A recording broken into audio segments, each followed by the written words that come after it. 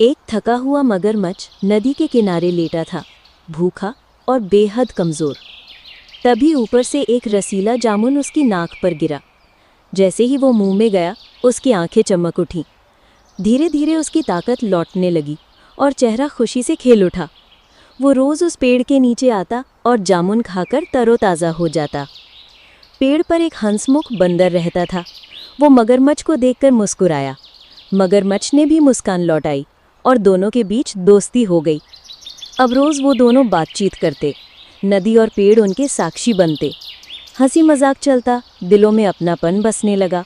मगरमच्छ जामुनों में से कुछ चुनकर अपनी पत्नी को भी ले जाता, जो खुश होकर खा लेती और कहती, वाह क्या स्वाद है।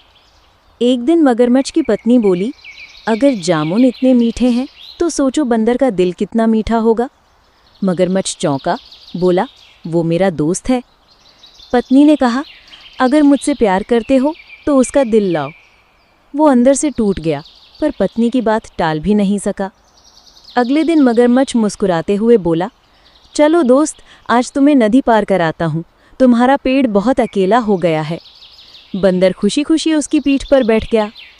बीच नदी में मगरमच्छ बोला, दोस्त, सच्चाई ये है कि मेरी पत्नी तुम्हारा दिल खाना चाहती है।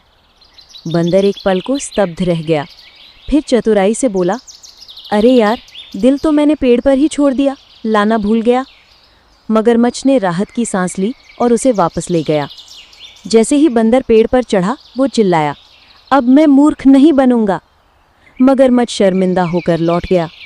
घर पहुंचते ही पत्नी ने पूछा, दिल लाए? मगरमच्छ चुप रहा, उसकी आंखें नीची थीं। पत्नी समझ गई और धीरे से बोली, हमने एक अच्छा दोस्त खो दिया, सिर्फ लालच के कारण। उस दिन के बाद मगरमच्छ और उसकी पत्नी ने सीखा, दोस्ती सबसे अनमोल रिश्ता है और लालच उसे हमेशा तोड़ देता है।